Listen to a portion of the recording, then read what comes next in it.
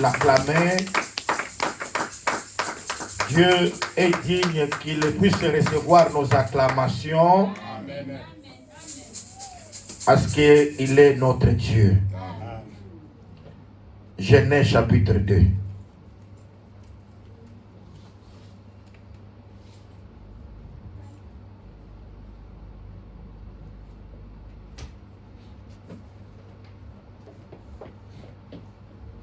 Genèse chapitre 2.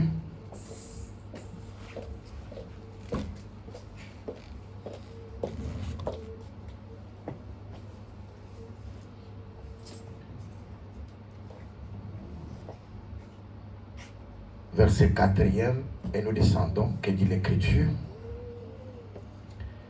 Voici les origines des cieux et de la terre, quand ils furent créés. Lorsque l'Éternel Dieu fit une terre et des cieux, aucun arbuste de champ n'était encore sur la terre, et aucune herbe de champ ne germait encore, car l'Éternel Dieu n'avait pas fait pleuvoir sur la terre. Et il n'y avait point d'homme pour cultiver le sol. Mais une vapeur s'éleva de la terre et arrosa toute la surface du sol. L'Éternel Dieu forma l'homme de la poussière de la terre. Il souffla dans ses narines.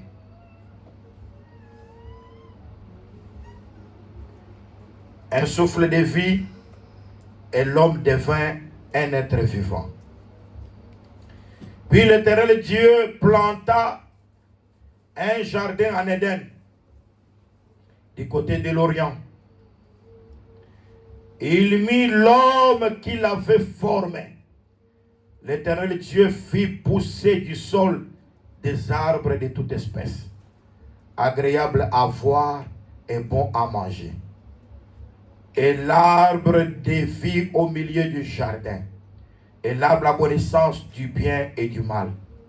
Un fleuve sortait d'Éden pour arroser les jardins, et là, il s'est divisé en 4 bras.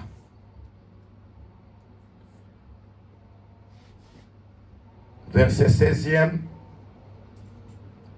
15 à 16, l'Éternel Dieu prit l'homme et le plaça dans le jardin d'Éden pour le cultiver et pour le garder.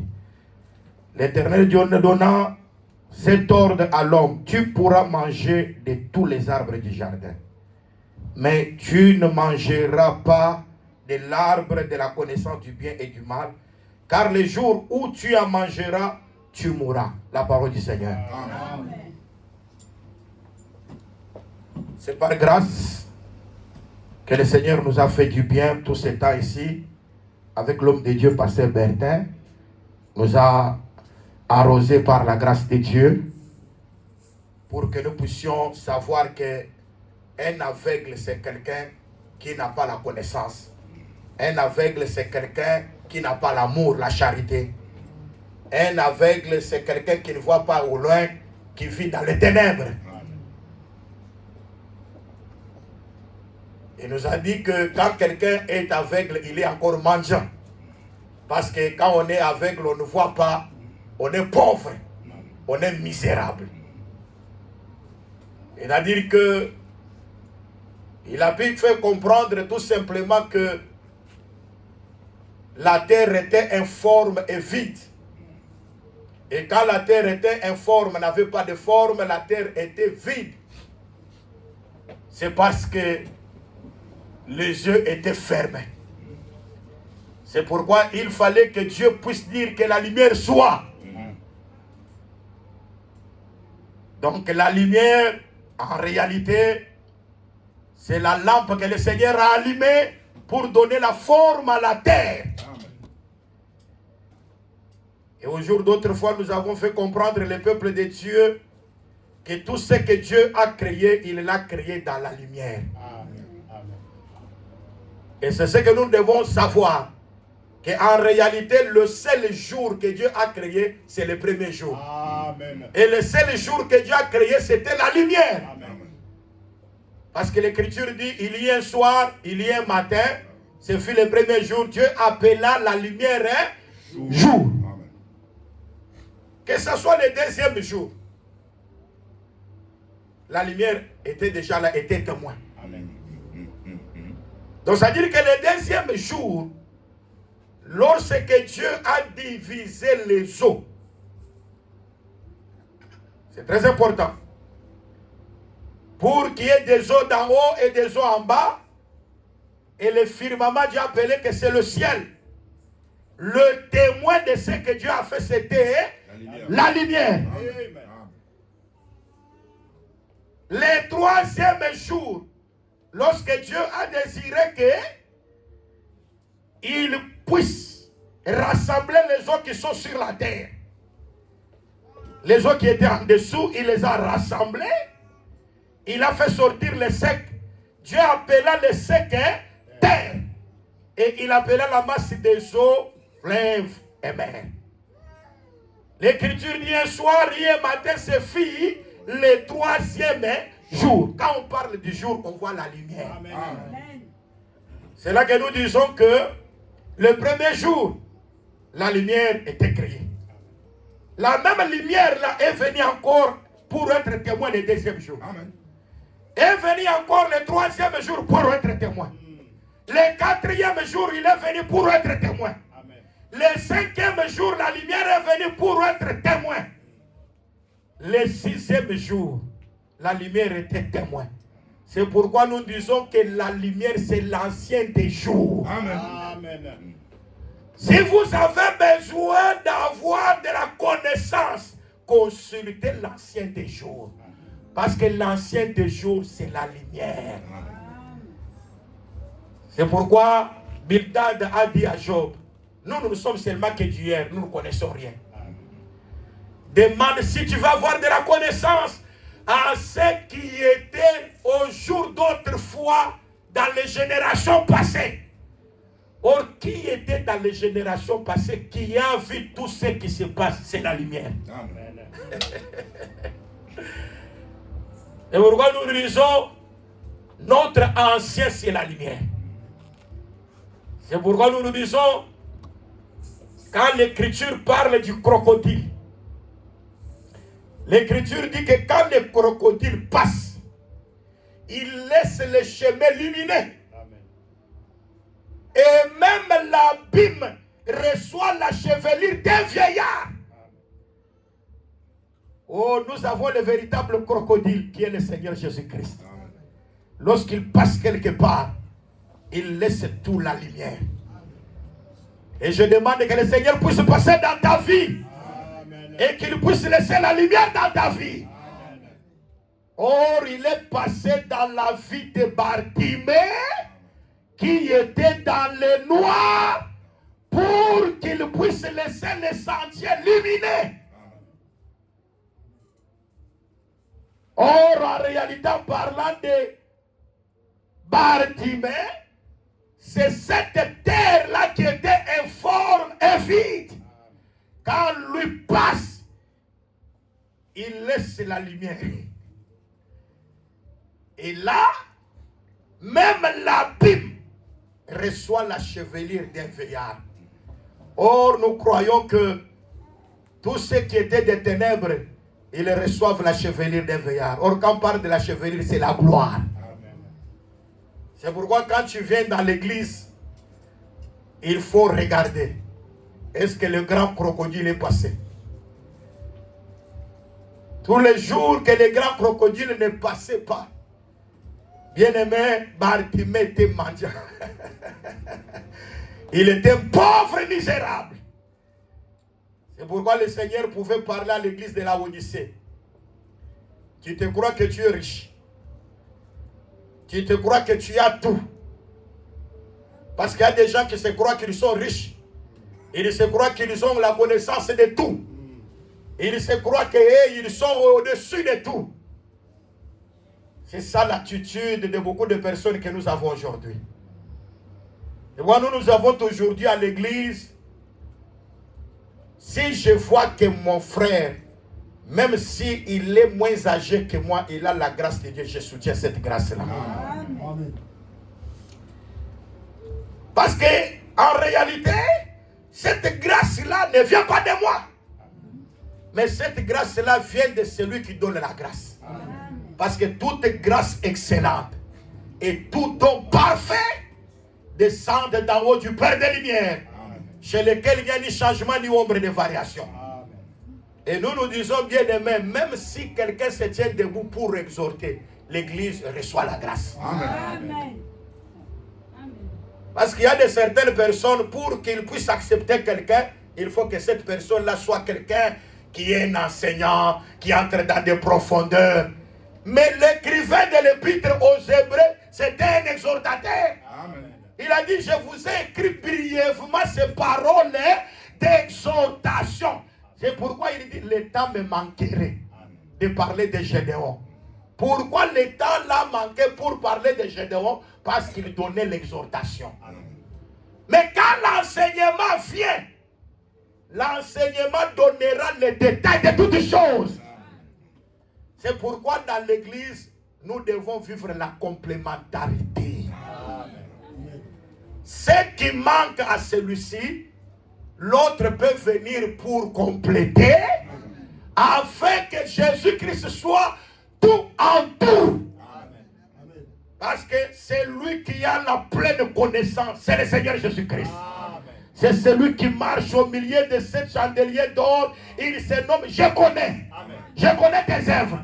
Je sais que tu es ceci. Donc c'est lui qui marche au milieu de ces chandeliers comme connaisseur.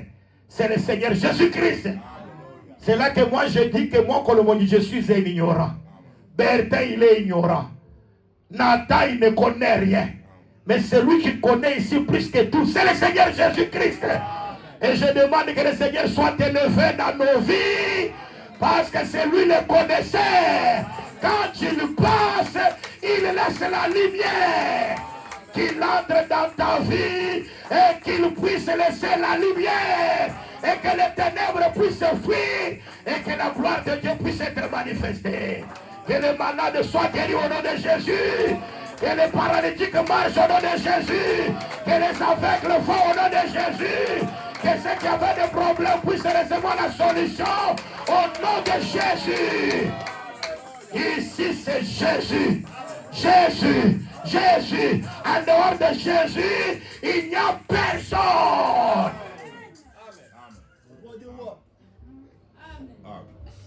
C'est pourquoi Paul dit, moi j'ai planté, Apollos a arrosé. Mais c'est Dieu qui fait croître. Et là que nous disons que Dieu doit faire croître dans nos cœurs la connaissance de la grâce. Il dit que le problème, celui qui plante n'est pas quelque chose. Si moi j'ai planté, je ne suis rien. Si un autre vient, il arrose, il n'est rien. Mais c'est lui qui est quelque chose ici. C'est celui qui fait croître la semence. Et celui qui fait croître la semence, c'est le fondateur de l'église. Parce que nous disons que le fondateur de l'église, c'est celui qui était mort à la croix. Toi, tu ne peux pas dire, j'ai beaucoup souffert, j'ai beaucoup gêné. Mais tu n'as pas souffert comme Jésus. L'unique qui a souffert au-dessus de tous les humains, c'est le Seigneur Jésus-Christ. Mais Paul dit, nous achevons la souffrance de Jésus-Christ dans ce corps. Parce que ce que Jésus n'a pas fait, il l'a accompli à travers le ministère de la parole. C'est pourquoi quand vous voyez le ministère de la parole, ne voyez pas un homme, mais voyez la continuité de Jésus-Christ. Et plusieurs qui voient toujours un homme. C'est pourquoi le péché demeure, les maladies demeurent, les problèmes demeurent. Mais quand quelqu'un se met pour parler, vous voyez Jésus. Vous êtes pardonné de vos péchés. Amen. Et la grâce de Dieu est là. Amen. Et moi, nous disons que Moïse était en train de paître les troupeaux de son beau-père. Il était à Mont-Horeb. Il était en train de paître les troupeaux de son beau-père. Mais pendant qu'il paissait les troupeaux, il a vu un buisson. Or, le buisson, c'est l'ensemble des arbres. Et c'est très important. C'est-à-dire, un arbre n'allume pas le feu. Ah, mais c'est la vérité. Il faut qu'il y ait tout un groupe d'arbres. Ah, mais c'est très important. C'est pourquoi même cette femme-là, quand Élie est venu, dans ce moment-là, où la faim était en Israël, tout le monde disait qu'il n'y a pas la nourriture, il n'y a pas de nourriture. Élie fut conduit vers une veuve à Sarepta. Or, Sarepta, ce n'était pas Israël. C'était un territoire des étrangers. Mais quand Élie fut conduit là-bas,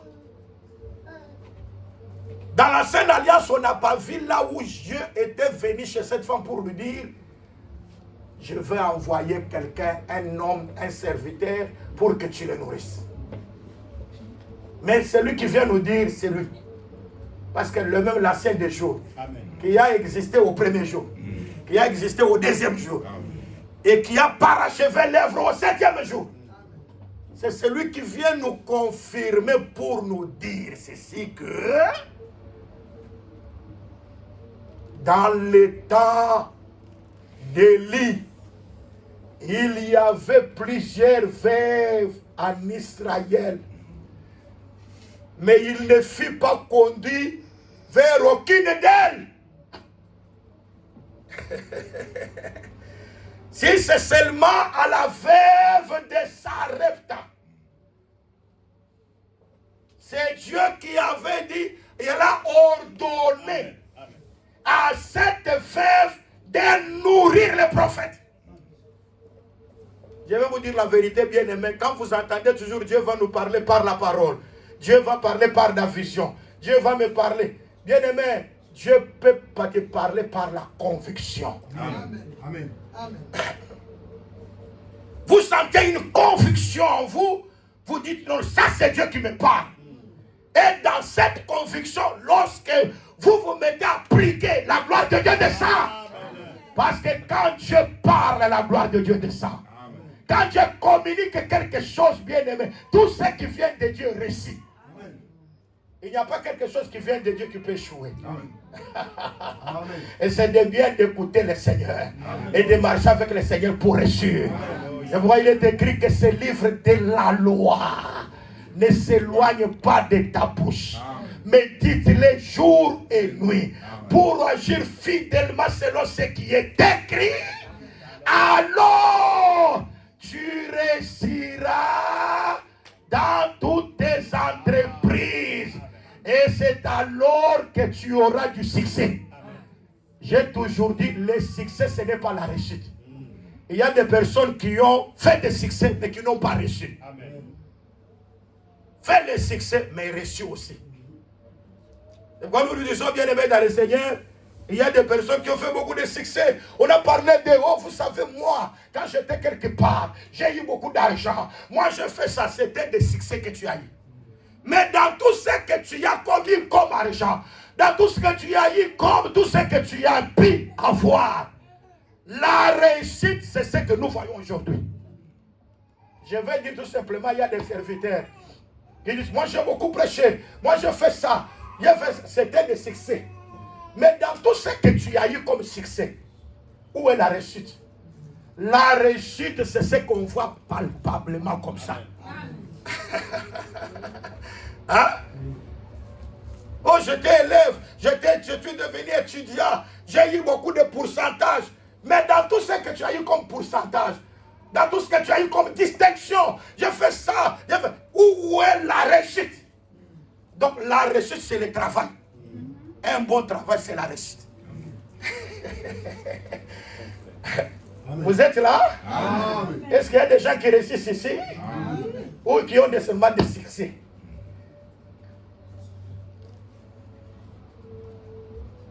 Et voilà, nous avons des gens aujourd'hui qui, dans les choses, ils racontent toujours des histoires. Ils racontent toujours des histoires. Vous savez, moi, j'ai travaillé avec Dieu. Vous savez, Dieu a opéré des miracles avec moi. Dieu a fait des choses comme cela. Dieu a fait manifester sa puissance. Oui, c'est le hier. c'était des succès que tu as vus. Mais nous voulons voir la réussite de ces choses. Ne racontez pas seulement des histoires,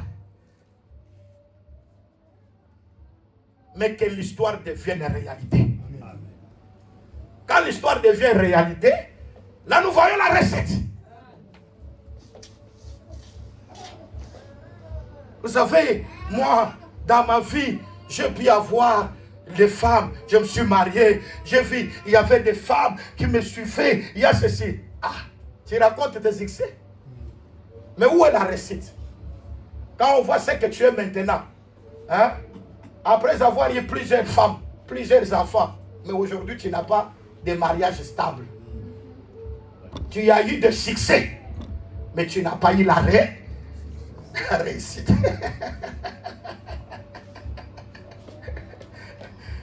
Qu'est-ce qui est meilleur? C'est le succès ou c'est la réussite?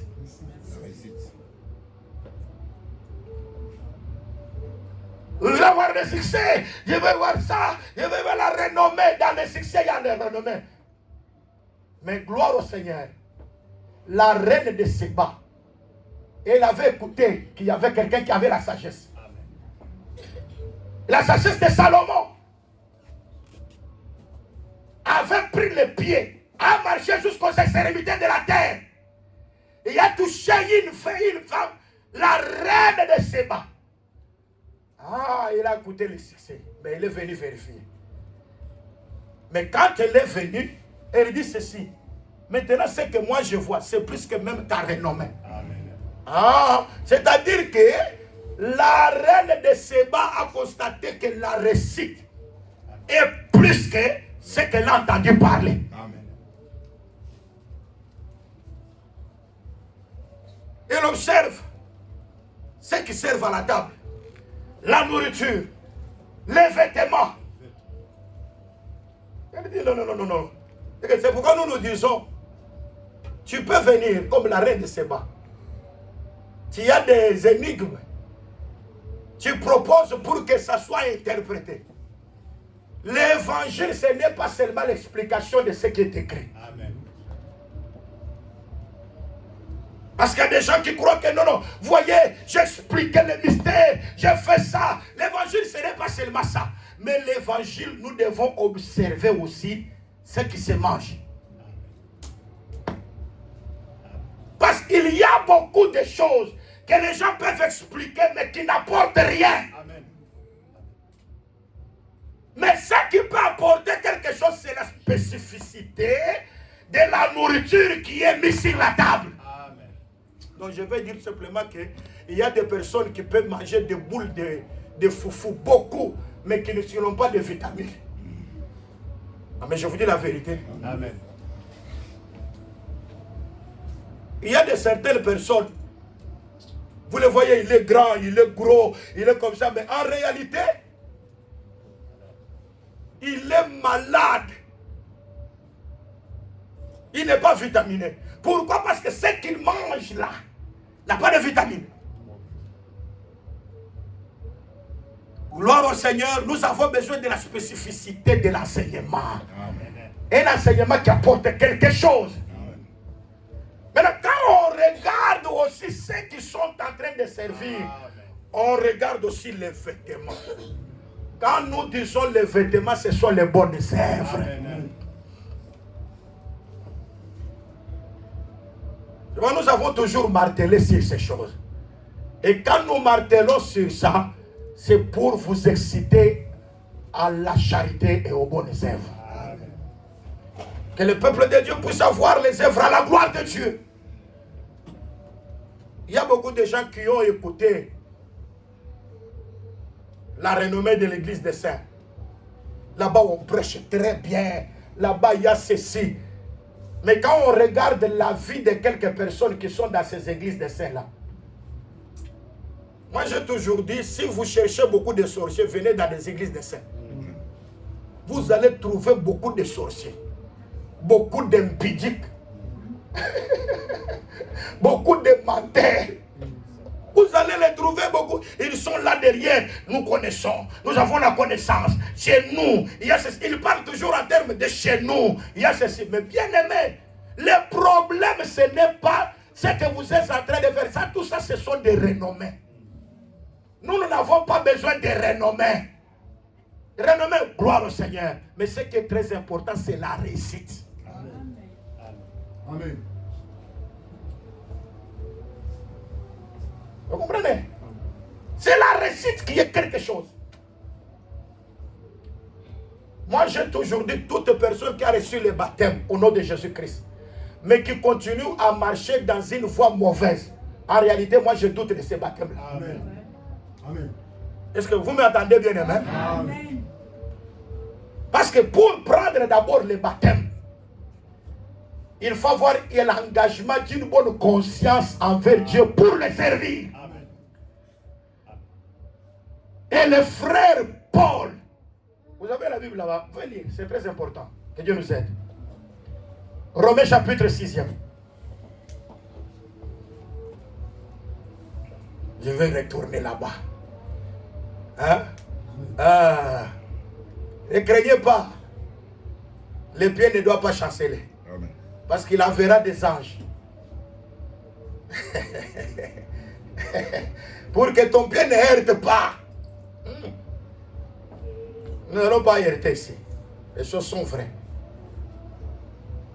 Romains 6, allez-y. Commencez à partir du premier verset jusqu'au verset 4. Romains 6, du 1er au 4e verset, nous lisons au nom de Jésus. Amen. Que dirons-nous donc? Demeurerions-nous dans le péché afin que la grâce abonde? Loin de là. Nous qui sommes morts au péché, comment vivrons-nous encore dans le Donnez le péché? micro au pasteur.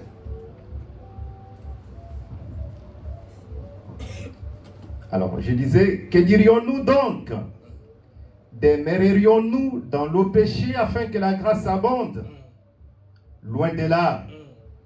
Nous qui sommes morts au péché, comment vivrions-nous encore dans le péché? Ignorez-vous que nous tous qui avons été baptisés en Jésus-Christ, c'est en sa mort que nous avons été baptisés.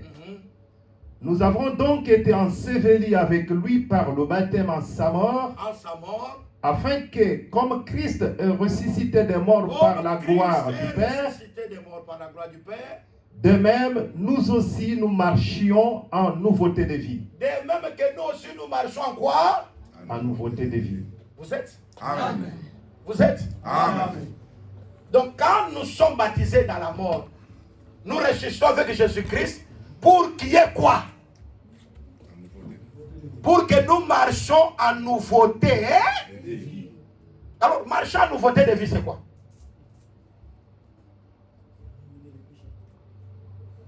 Avoir une vie différente de ce qu'on avait avant. Amen. Donc, avoir une nouvelle vie. La nouvelle vie que le Seigneur nous demande, ce que Dieu demande de nous, c'est notre Sanctification. Vous êtes là? Amen. Amen. Que vous puissiez abandonner l'impie, vous puissiez abandonner l'idolâtre. Vous êtes là? Amen. C'est très important. Amen. C'est ce que j'avais parlé. Lorsque le pasteur a parlé dimanche, je suis venu compléter pour dire que David, il a tué le lion, il a tué l'ours, il a tué Goliath. Mais le même David a fui son propre fils. Hein? Mais pourquoi il n'a pas tué Absalom directement? Attendez, bien aimé, les lions, l'ours, Goliath et Absalom, qui sont puissants? Hein? Est-ce que Absalom, lui, Absalom que David fouillait là, s'il s'attaquait à un lion, il serait dévoré? Amen. Mais David a tué le lion, il a tué l'ours, mais il fait Absalom. Ouais, mais c'est étrange, non? C'est vraiment étrange. Il fuit Absalom. Ah. Mais comment toi tu peux fuir Absalom? Toi tu as tué un lion, tu as tué l'ours. Les femmes ont chanté lorsque tu as tué Goliath. Saoul a tué 5 000, David a tué 10 000. Toi qui as tué les 10 000, tu fuis Absalom?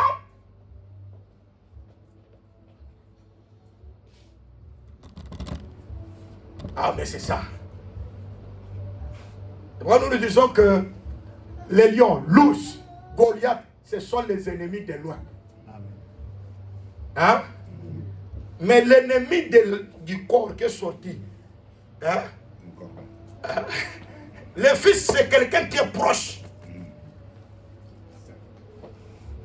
Donc, un ennemi de près. L'ennemi de près, on ne le résiste pas. Et voilà, quand l'Écriture dit soumettez-vous à Dieu et résistez au diable. Le diable, on doit le résister. Parce que c'est un ennemi de loin. Mais l'ennemi de près, on doit le fuir. Or, c'est lui qui commet l'impudicité, il pêche contre son corps. C'est pourquoi l'impudicité, c'est un ennemi de près. C'est lui-là, l'Écriture n'a pas dit de résister. Mais l'Écriture a dit, fuyez. Amen. Donc pour l'impudicité, on fuit. La cupidité, l'Écriture a dit, fuyez la cupidité. Parce que la cupidité, c'est l'idolâtrie. Je veux dire que tout péché de près, c'est tout ce qui est attaché au corps. Amen. C'est ce que nous devons fuir.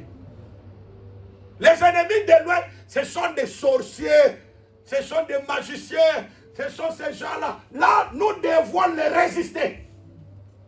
Si nous avons déjà vaincu les ennemis dans notre propre chair, nous aurons la victoire sur les sorciers facilement. Amen.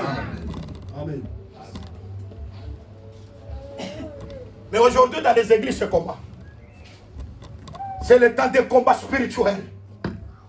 Nous allons maintenant renverser les forteresses. Nous allons maintenant renverser toute hauteur. Nous allons renverser. Les gens même interprètent très mal ces choses. Même quand quelqu'un était faible, vous voyez, il y a des personnes, quand ils sont venus à l'église, ils deviennent avec une sainteté d'apparence là. Il y a des gens, quand ils sont dans le monde, ils dansent très fort. Mais quand ils viennent dans l'église, ici, vous les voyez, hypocrites.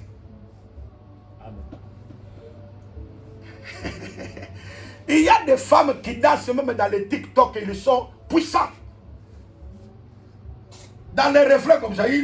Quand ils viennent ici, vous les voyez, ils sont timides. Ils sont comme ça, vous les regardez comme ça. Les hypocrites, ils sont nombreux. Mon Dieu.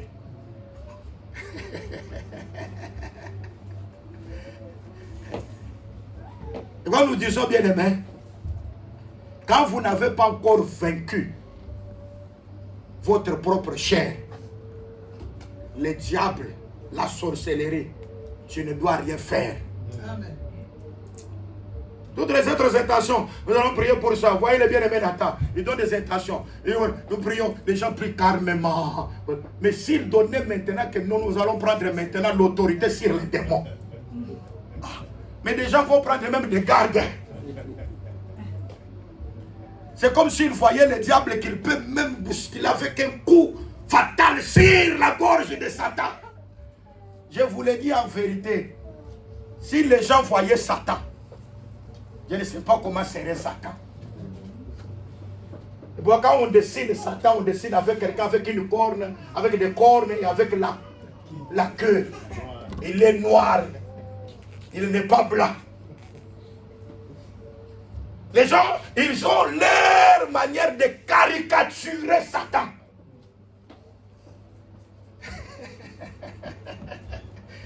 Mais je vous dis, comme nous sommes là, il y a d'autres personnes parmi nous qui sont démons. Amen. Ne m'attendez pas. Amen. Hein? Amen. Mais ici même, il y a des démons. Parce que dans l'assemblée de Jésus, il y a aussi un démon. Amen. Et pourquoi des gens qui disent la présence de Dieu, c'est l'absence totale de tous les démons. Ce sont des grands menteurs. Amen. Et puis il dit ça qu'il est écrit La présence de Dieu. Mais ce sont des gens qui mentent au nom de la parole. Oh. Dieu s'est rassemblé avec des fils. Satan aussi s'approcha. Dieu parle à Satan. D'où viens-tu?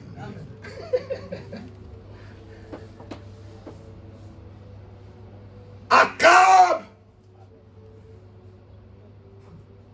il a pu faire beaucoup de choses qui ne seraient pas agréables à Dieu. Dieu entre dans le conseil avec les esprits. Dieu demande qui enverrai-je dans le conseil là. Un esprit s'élève et il dit comment tu feras. Donc la stratégie pour détruire, ça ne vient pas de Dieu. Amen. Même dans le conseil. Amen. Et vous entendez bien, aimé? Amen. Dieu planifie toujours ce qui est bon. C'est pourquoi il a dit j'ai mis des chemins devant toi. Les chemins de la vie et les chemins de la mort. Mais toi choisis les chemins de la vie pour que tu vives. Dieu n'aime pas notre malheur. Dieu aime votre bonheur. Je souhaite que tu prospères à tous égards et que tu sois en bonne santé comme prospère l'état de ton âme. Dieu veut te voir en bonne santé. Dieu veut te voir avoir de l'argent. Avoir de l'argent, ce n'est pas un péché. Et j'aime même qu'il y ait des milliardaires ici dans cette église. J'aime qu'il y ait même des millionnaires ici. Parce qu'il y a des gens qui disent un enfant de Dieu ne peut pas avoir beaucoup d'argent. Vous voyez, avoir l'argent, c'est comme un homme a dit, l'argent, la racine de tout le monde. L'écriture n'a pas dit ça. L'écriture a dit l'amour de l'argent, c'est la racine de tout le monde. Ce n'est pas l'argent qui est mauvais, mais savoir l'amour de l'argent. Quand on a l'amour de l'argent, on ne pas la dire. Quand on a l'amour de l'argent, pourquoi je vais là-bas? Parce que là, je vais torturer les gens. Parce que les gens ont déjà planifié. Moi, je paye la salle. Moi, je fais ça. Et je vais coordonner la dîme. Vous avez déjà planifié. Mais or, dans les offrandes, il y a plusieurs offrandes. Donc, le problème, ce n'est pas l'argent qui est quelque chose. Mais c'est l'amour de l'argent. Hein? C'est ça le problème. L'amour de l'argent fait que la personne même peut oublier même le culte à cause de l'amour de l'argent. Je vais faire la formation et je serai. Et cette formation va t'amener dans les travaux qui vont te priver même le culte. Quand on te pose la question, mais c'est quoi ça? Non, nous sommes en Europe. L'Europe devient l'excuse. Donc les choses de Dieu, ce n'est pas des excuses. Amen. Amen. Bien-aimé, priver quelqu'un au culte, c'est un grand péché. Amen. Et c'est ce qui s'est fait à Babylone. Amen. On a privé l'adoration. Mais j'ai aimé Daniel. Quand on dit qu'on ne peut pas adorer le vrai Dieu, Daniel doit monter au 3e niveau. Il doit ouvrir la fenêtre pour regarder Jérusalem. Amen. Quand on empêche le culte, ça c'est les règles des rois de Babylone. Oh, l'Europe devient comme Babylone.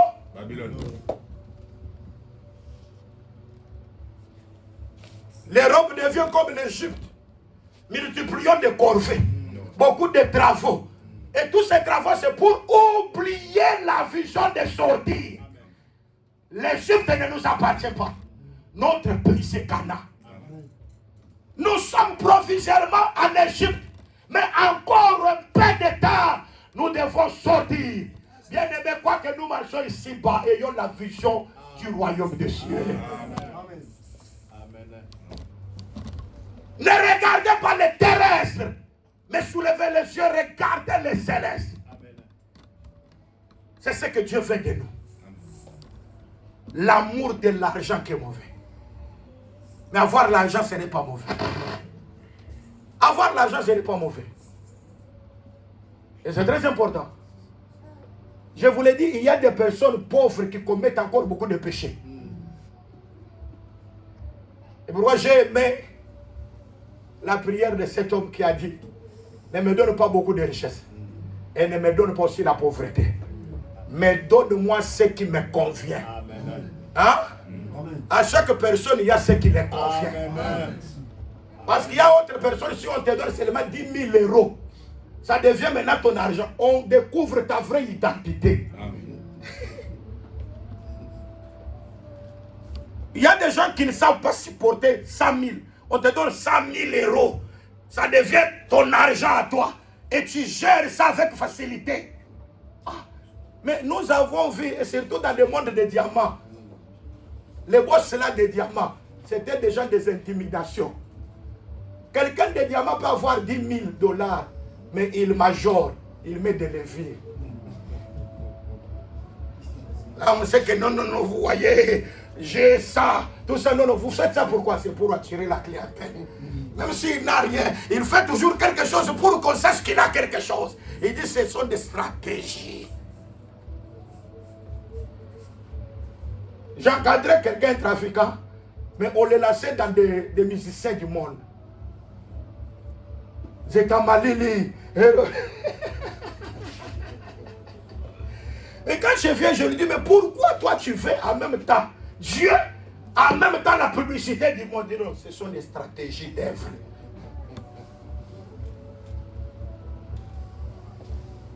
Quand nous disons qu'il y a beaucoup de stratégies, que les gens disent des stratégies, mais en réalité qu'elles ne sont pas vraies. Que Dieu n'aime pas. Et vous voyez, la personne là, il est boss, il est là dans les comptoirs. On l'appelle toujours boss parce qu'il y a des villages là à Lunda. Quand vous marchez partout, c'est écrit tout boss. Et un jour, quelqu'un venu de Luanda est allé à Lunda. Il dit ici c'est la cité des boss. Qu'est-ce qu'on dit? Boss, boss, boss, boss. Donc les gens qui aiment toujours être grands, être reconnus. Et puis beaucoup de personnes, quand tu les reçois quelque chose comme ça, vous trouvez des personnes là, ces gens-là, des boss là. Ce sont des coureurs de jupons. À un niveau très élevé. Ils aiment cette femme, ils aiment la femme. Et ils voient que la gloire c'est dans ces choses-là. C'est-à-dire qu'ils ont eu la richesse, mais ils ne savent pas comment gérer cette richesse-là.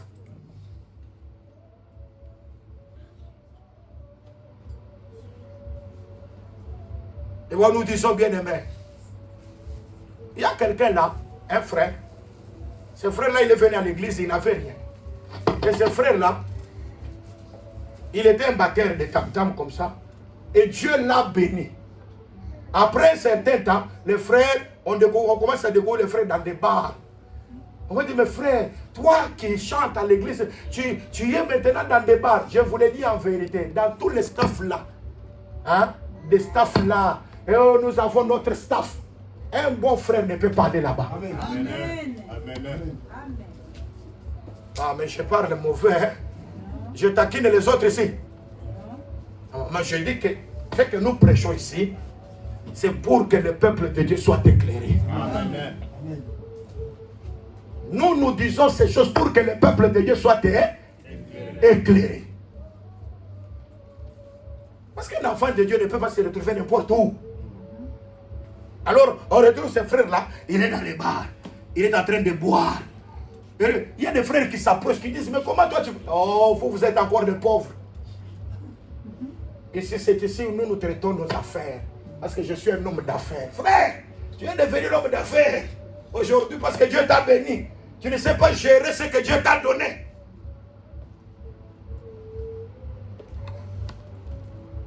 Et le Seigneur a parlé à l'église.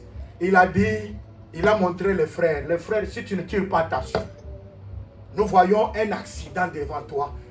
Et la mort est en train de te guetter. Les frères continuaient toujours à s'endurcir. Et l'accident est venu. Et le frère est mort.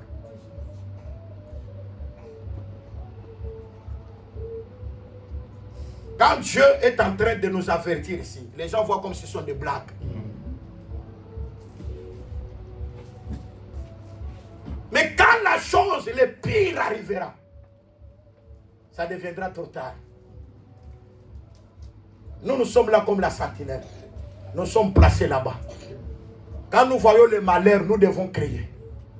Pour que nous soyons pires de votre sang. En parlant la vérité, on est pire de votre sang. Amen. Il y a des gens à qui si on donne beaucoup d'argent, même s'il était un bon frère, vous allez voir la propre nature commencer à sortir. Mais il y a aussi d'autres dans la pauvreté. La pauvreté les amène toujours à ce qui est mauvais.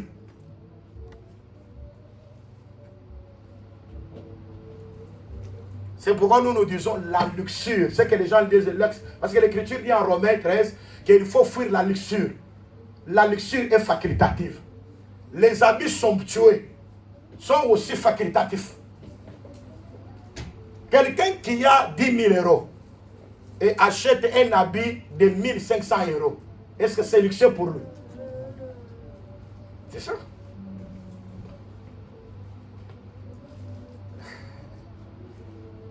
C'est facultatif. Donc c'est par rapport à ce que tu gagnes. Toi tu gagnes un salaire, peut-être tu gagnes 1500 euros par mois. Mais tu désires acheter une robe de 5500, 800 euros. Tu as la luxure. Tu entreras dans le noir à cause de cette luxure-là. Parce que Dieu est contre la luxure. Nous prêchons ça parce que nous sommes dans notre église. Amen. Et nous croyons qu'ici, il y a des gens qui supportent facilement la parole. Amen. Amen.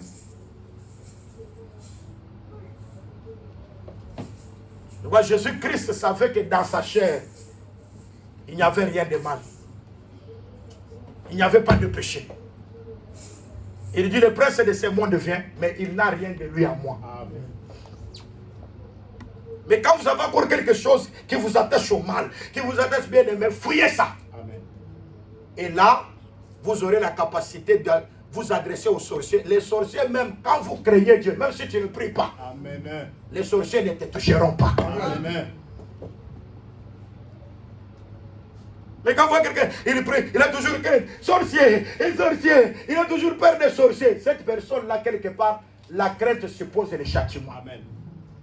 Mais l'amour parfait bannit la crainte. Alléluia. Amen.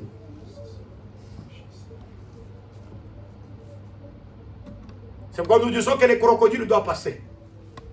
Pour que la lumière soit manifestée, parce que c'est la route royale. Même un insensé, s'il entre, il reçoit la sagesse. Amen. C'est la route royale. Et moi j'avais dit que Jésus devait passer par là. Quand il est passé, Bartimée qui était une terre informe et vide, a reçu la lumière dans sa vie. Pour que cette lumière puisse éclairer.